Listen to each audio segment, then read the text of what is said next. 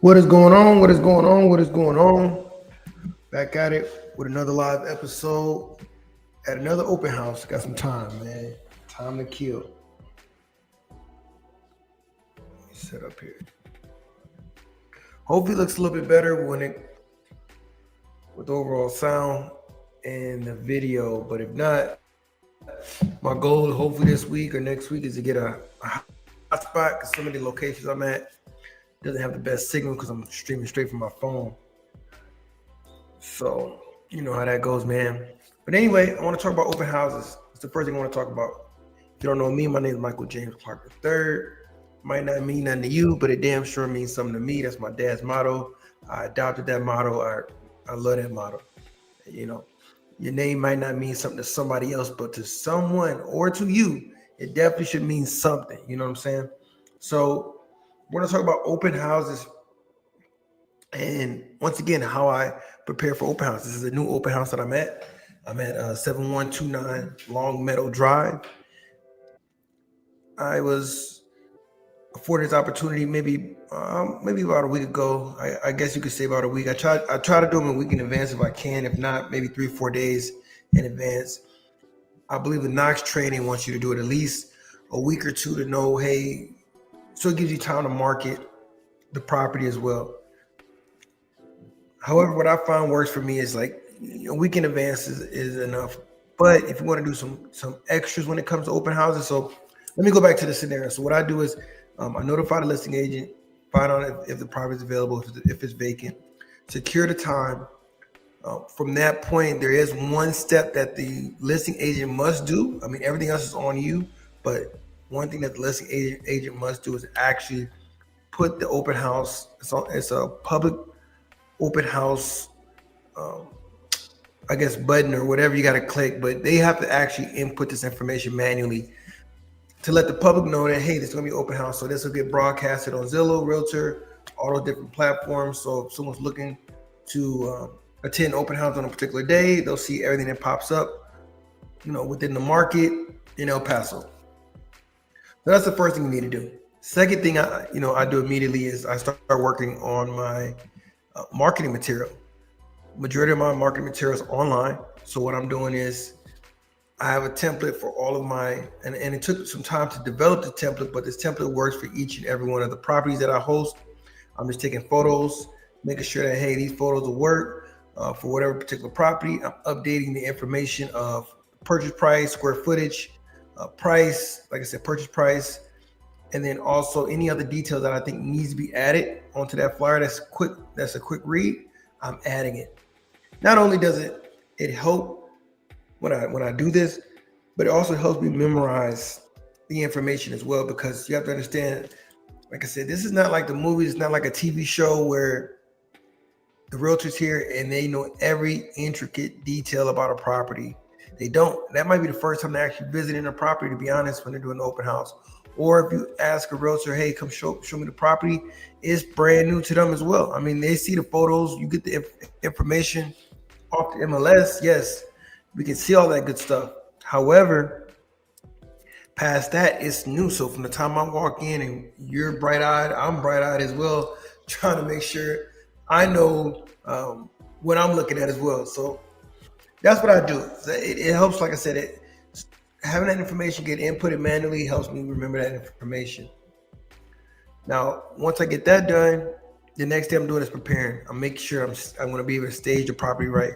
So that includes making sure and I do need to add this, but I need to have a checklist moving forward. But that's the next step, making sure you're packed accordingly the night prior, because I'm starting to develop this habit. I've seen other realtors develop this habit, rushing to the open house, trying to get everything set up. And I promise you just won't have enough time, because something will come up. Whether you're getting a phone call from a buyer or a seller, whether you're going through your CMA, not your CMA, your I forgot what they call this system, but I have a Lofty system that manages all my clients, right? All of my potential clients. So I'm making sure I'm going through that as well. There's so much information, so many things that happen throughout the day that I start losing track of time. So what I've noticed works is making sure I'm packed the night prior. I have all of my open house signs. I bring cleaning tools. I don't know if a lot of realtors do this or not, but I actually make sure, at least at a minimum, I'm cleaning the front of the driveway, making sure it's presentable. If there's any trash, I'm picking that up. Any weeds or anything like that, I might be pulling some of that up as well. Trying as I'm trying not to get dirty as well, because of course, I got to be presentable as well. But I want that opening. You walking into the property, this is what you're seeing. I want that to be presentable. I'll do a little bit of light sweeping and cleaning. So I bring a broom, dustpan, some Windex, paper towels, little things like that, so I can at least clean it up. The next thing I'm doing is, of course, staging. Right now, I got a table. This was already established and set up, so this was really nice that the listing agent already had this available here with some chairs. But I'm also now bringing my own chair, my own table, a nice tablecloth. I'm bringing water, some snacks. I mean, you can bring this stuff. A lot of realtors, all they're bringing is themselves, their computer, and some business cards. I was also, kind of falling into this trap a little bit, because when I initially started, I expected to have a little bit more. Then I kind of winged off of it because it's just a little bit too much to bring. But, it is getting hotter. So just having, a couple of things there, just a nice touch with everything. I have my business cards out, of course. And then, as you guys see, I'm still working. I'm still trying to push out content in the meantime. So I'm bringing my computer, my microphone, my light, all those great things. So I got all that going as well. Now, what I'm doing in the meantime, while I'm cleaning, while I'm moving around, while I'm getting everything staged, I'm role playing in my head. That's the next step during these open houses. I'm just role playing. I talked about this yesterday.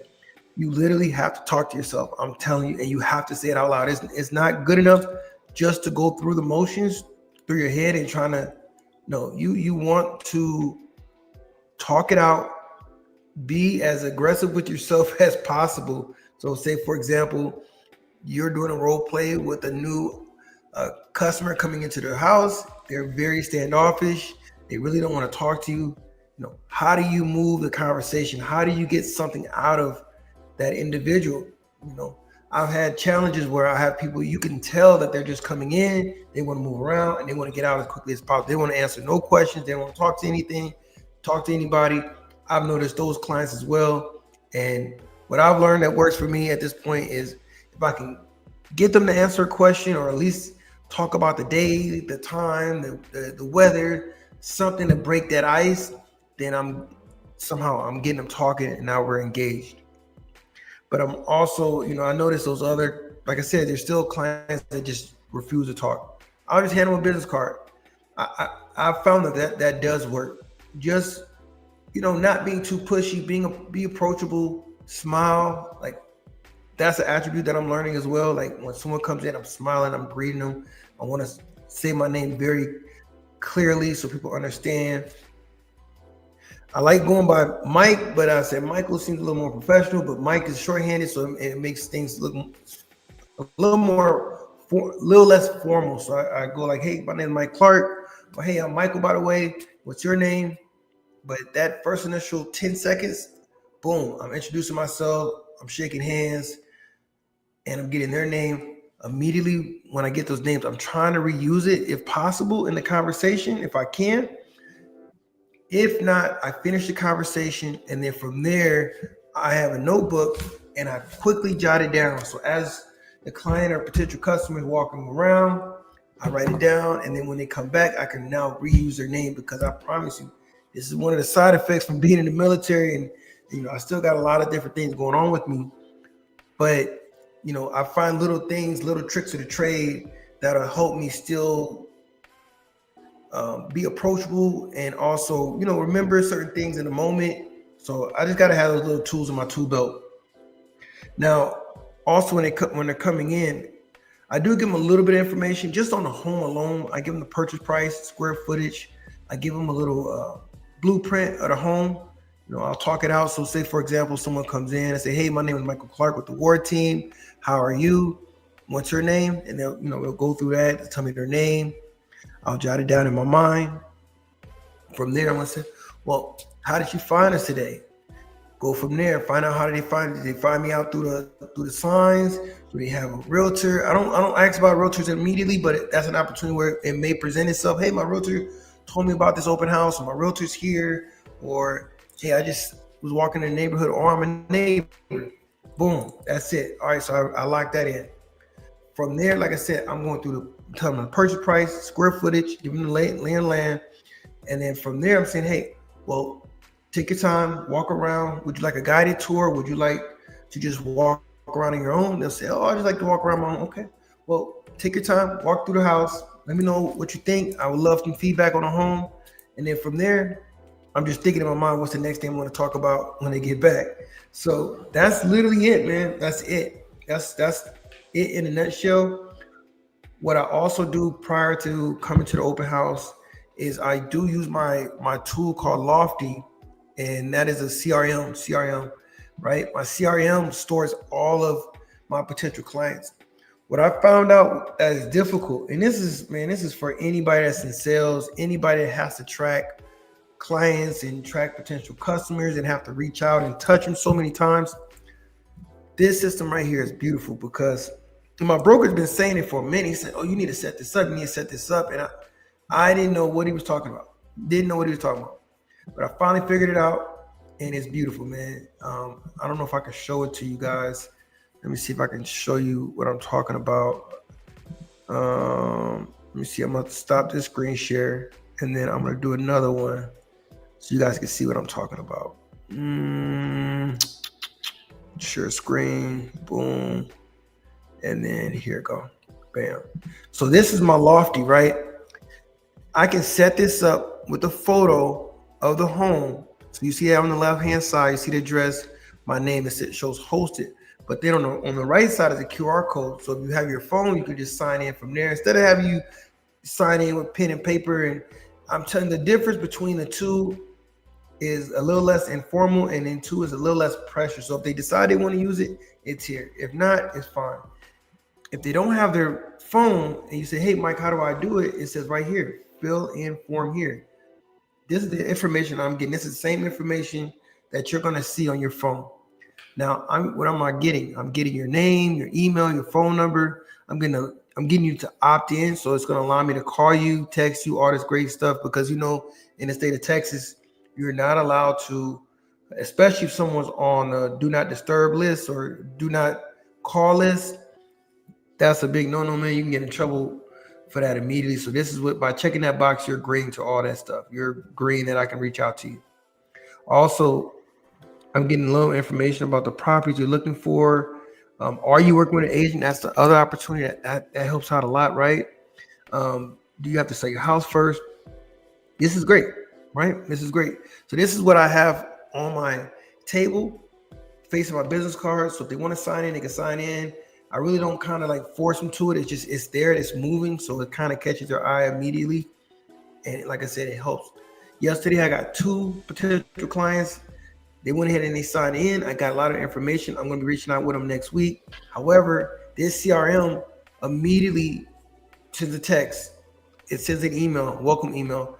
And if they want to continue a conversation earlier than next week, before I make the phone call, they can. If not, I already have it set up with so many different other tools. So if you're in sales and you want to know more about this, definitely let me know. But this thing works. AI system, I'm telling you, AI, man, is going to replace everybody. But in the meantime, I'm going to use a tool to my advantage at the moment. But this is nice. So this is what you'll see. So let me go back. Sorry, guys, I don't have 2 screens right now. I don't have 2 screens. But so yes, that's what I have set up. And then let me see here. I want to go ahead and give you guys. I'm going back to that first screen that I had up. Video share screen, and then so boom. All right, there we go. So from there, like I said, so that's my open houses in a nutshell. That's what I do. That's simply what I go through from the time I come in. I'm usually for like 4 hours. I've noticed what works, at least during the week, is probably that lunch hour gap. So from 11 to 4, I'm good. I would love to do from like maybe 5 to, I would say 9, but 9 seems kind of late, but 5 to 8, something like after work, where families are just getting home or have an opportunity to leave the house for a little bit to come see an open house. That's after work. So you want to figure out the times, because once again, as a realtor, yes, you're signed with a brokerage, but everything is on you. The effort, the amount of time you're going to put into this, all this is on you. So you have to figure out what time and what windows work. But this is what has helped me the most. Now, during summer, you have to know that everybody's off. You have time. So, you do it first thing in the morning, or you can do it in the afternoon. I prefer the morning because, just in my mind, people are up, they're moving. The people that are the earliest, I'm like, oh, they got to be locked in. Let's go. Not discriminating against anybody who gets their day started later, but you get people that are more approachable during the morning than in the evening. That's just what I've started to learn. Now, passing the open houses piece, I want to go into my time as a realtor. So, and my experience and what I'm learning and what I'm developing with, and overall, I'm just going to break it down in 3 different categories. So, the networking, committees, prospecting. All right, so networking is a big piece when it comes to being a realtor. You want to network with as many people as possible. I had this mindset from the time I went to the Real Estate Academy. I wanted to network with each and every person that was inside of the classroom. However, everybody's on their own mission for whatever reason. And, it's hard to say why, but I was also kind of quiet as well. I'm not going to lie, but when we had opportunities to be in groups, I would talk.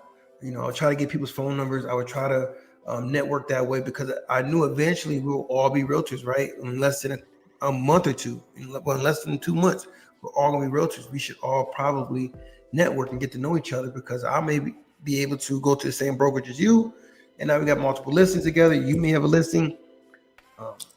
There might be networking opportunities that you may know about that I don't know about. So many different things. So I believe I met at least 50, 60 people. One. You guys already seen her, Teresa Thomas.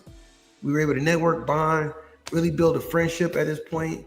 And she actually had her first listing. She got her first listing less than 6 months, and gave me the opportunity to host an open house. I was the first one available to open it. She gave me that opportunity immediately, and I appreciate it. I told her, thank you so much.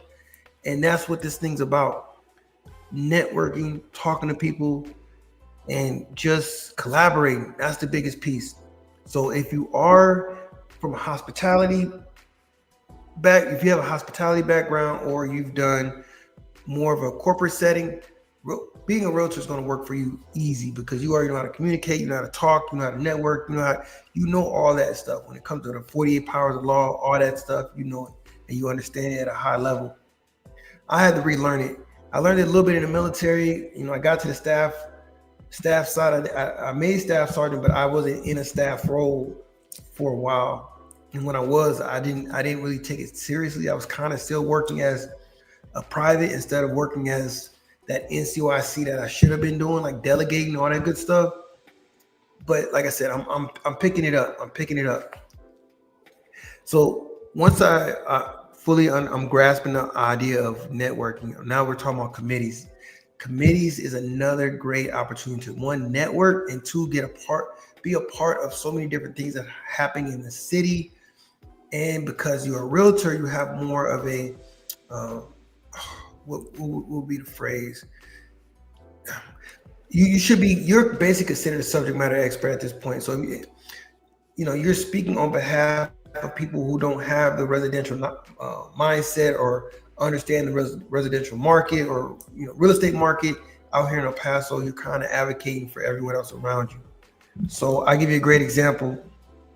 Besides the committees, like I said, you guys know I go to the city council, not just to network, not just to pick on the city council. No, I'm not there just to pick on nobody or anything like that.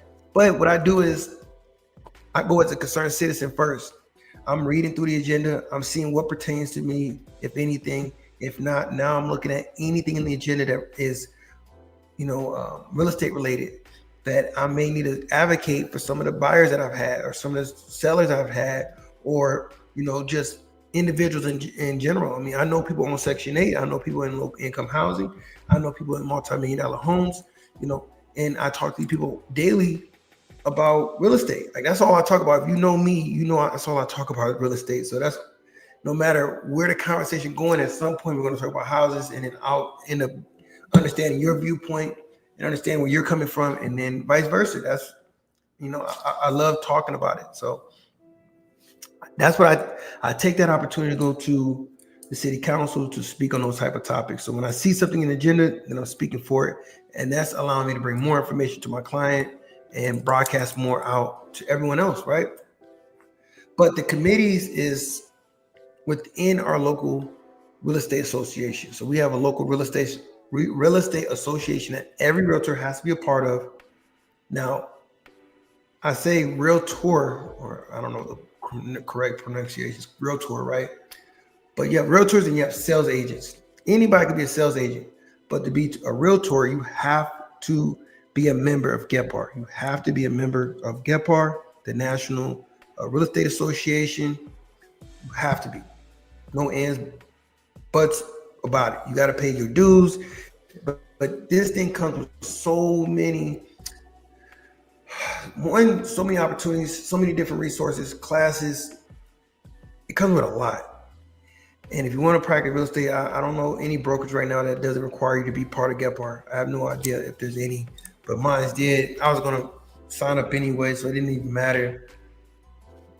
But I would tell you, inside of the local association, they have committees. It's like committees that are like advocating for the builders. There's one that's called a builder's presentation. One's for builders. You got another one that's governmental committees. You have another one that's a YPN, Young Professional Network. You have another committee going over. There's so many different ones, but they touch so many different sectors of real estate. So I'm a part of 3 different ones. I'm part of the builders committee. I'm part of the governmental committee, and then YPN. And man, if I could be in more, I probably would. But like I said, man, what I found out too, man, you can over leverage yourself so quickly out here. You can spread yourself so thin. So I'm trying not to do that. I really do want to focus on selling homes and buying and representing everybody, but I do love this part of it as well. So I just got to find a balance with it.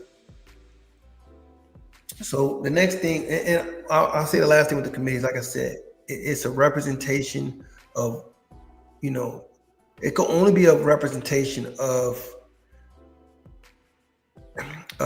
one is there's a lot of people that have an idea of what the committee should be, and then inside those committees who are on the panel or who's a member of that or I'm gonna say member, not a member, but if you're part of that committee, if you're in that group of people, I only say it would only work if it's diverse. So if you're big on diversity, if you're big on, hey, everybody should not think the same, then you need to get involved in these groups, bro. Like that's all I can say, and you guys see me, man. Look, this is a mostly Hispanic city. However, I don't want that to deter me. I go into every room and it's always welcoming, man. It's always welcoming. I never get a side eye while I'm in this room. None of that.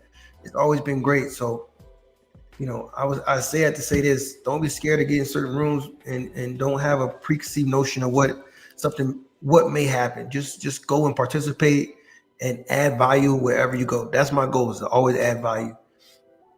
The next thing I would talk about, as a realtor, you need to learn about prospecting.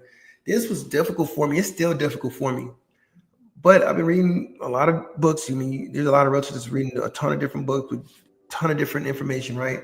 But one of the biggest things they said when you're prospecting and going out and trying to talk to different people is the moment you avoid talking to someone, that could be a $10,000 mistake, $5,000 mistake. The moment you decide not to knock on doors, that's another opportunity that you may have lost and you don't know it. So prospecting has to be one of the things you do daily. You're handing out business cards. You're letting people know what you're doing. What I'm doing is getting car magnets, some unique car magnets to put on my car. So when I'm driving, boom, that's prospecting. I have my business cards. I'm going to have more shirts. I love my name tag. I put my name tag on, but I want something a little less formal. So I'm getting some polos done. When I'm at the gym, I got another shirt that's gonna have a big QR code, all my information on it. That's another thing to use. So I'm just trying to become my own brand and billboard. Like that's it. Biggest thing I can say when it comes to prospecting. So at least for me personally, that's what I've been working on. I've seen a lot of other realtors doing the exact same thing. I'm just trying to think outside the box. For instance, I know in my open houses, I'm like, man, what can I do as well that will draw people in, whether they just want to come see the open house or they just want to talk to me. I follow this lawyer on TikTok, and what he does is, I don't know if he does it once a week or every other day, but he has a sign that says ask me anything, or ask an attorney anything, or whatever. It's just a thing basically saying, hey, ask me questions. I'm a lawyer. Let me see how I can help. Boom. He's just asking questions. I mean, answering questions, legal questions. He's not your lawyer. He doesn't represent you, but he's giving you information, and he's not gaining you as a client. Like, he's not collecting no information. He's not doing anything. He's just coming in. I want to do something similar, something to draw people in, whether they want to come see the home or not. I want something where, hey, someone wants to come talk to me. Whether you're walking, you're like, oh, there's a real estate agent. There's a sign that says, come here and ask me a question.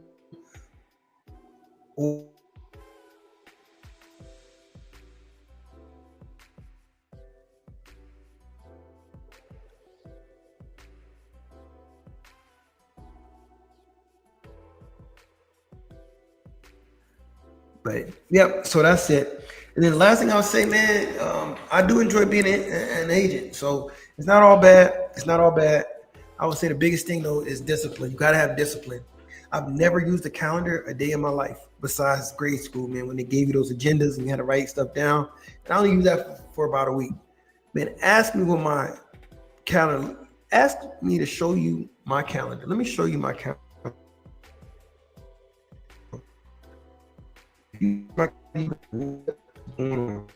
But if it's not in this calendar, it does not exist, bro. It does not exist. You have to be dedicated and making sure everything happens. But this is just today. This is just today.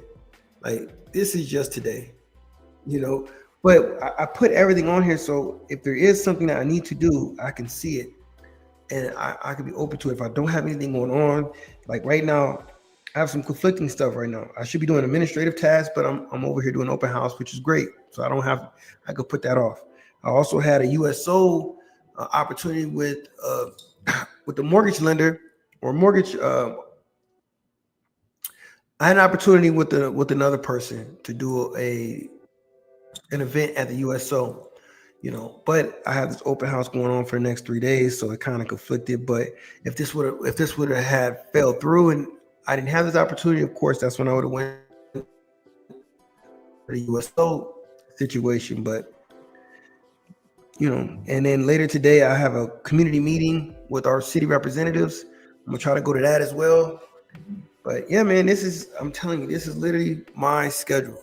This is trying to be disciplined and keep up with everything. Things are color coded. It's crazy, bro. It's crazy, but other than that, that's it. That's all I got for you. I do want to show you guys. So what you guys see in the background right here on the right, that's my website. Check my website out, whether you book an appointment or not, but just check it out because it does have community resources. It took me almost, I would say, man, about a week to build this.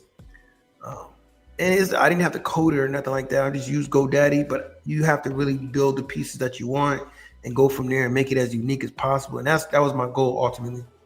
And then, so I want to see if you guys can take a look. I'm going to scroll through some stuff so you guys can see. And if you know anybody, definitely send them, because I want this to be a community resource. If there's anything you think I should add to it, let me know. But I mean, this is it.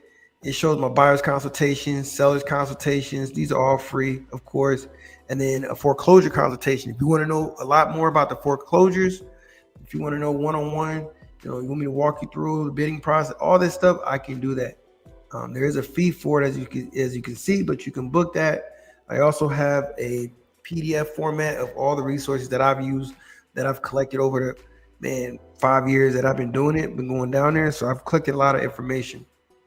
Also, of course, you got all my information, right?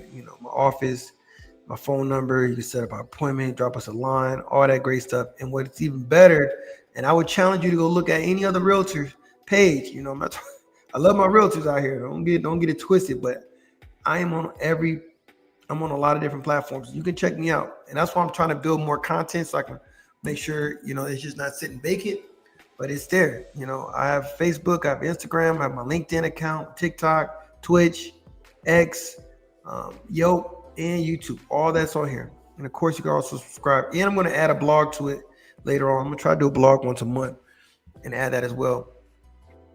This is my community resource page. As you guys can see, same thing, has a little information, a little paragraph about what this is, but you see all the links. I like this one the best because, I want you guys involved with the city, so look, El Paso City Council meeting agenda, boom, it takes you right there. You're going to go right, you click that link, you're going to go right to it. Same thing with the county. You want to sign up for public speaking, now boom, it's all right here. Same thing, what are there to do in El Paso? I got all the information that I believe will work. I mean, just to do El Paso and visit El Paso is going to give you majority, 90% of what's going on in El Paso. And I would say top restaurants, all this stuff is here. All this stuff is here. Schools, I got all the schools, school districts. So that's there as well. Of course, my contact information, you could do that. You can message me through WhatsApp. Of course, like I said, we have all the social medias there. So you want to follow me, see what kind of content I've been pushing out, what I'm doing, keep up with me. And then I'll also have my frequently asked questions, how much is my house worth? It's going to give you information about, how to determine that. When is the best time to sell? Same thing, will be information. What should I do to prepare for my home to be sold? I think this is a big one, man. This is definitely a big one. Because I feel like it's a little, not offensive because everyone loves their home, right? But I try to tell people, just make sure you declutter it where you take a lot of your personal items down. One, for protection, no one steals your stuff. And then two, you don't know who's going to be walking in your house. Like, this is where anyone can walk into your house. So you got to think about it from that point. I know you love your home. I know you love everything on it. I know you love the way you decorate it, but your neighbor may not like it, or the person across town may not like it. So you want your home to, a lot of people don't have an imagination anymore. So you have to give them a blank canvas so they can do that. And then of course I got more information here as well, right? And then I'm going to add another page about an about me page. I'm getting my headshots done this week, so I'm gonna get all that up later this week too. But yes, definitely utilize this. I promise you're gonna love it. I love this first page, man. Y'all, if you see me on TikTok, you know where I got it from, but this is here, man. And yeah, definitely love it. But anyway, I appreciate y'all coming on. Comment, like, subscribe, follow me on my social media handles, all that great stuff. And just keep up with me, man, because I'm doing a lot. But I appreciate y'all. All right, I'm out. Peace.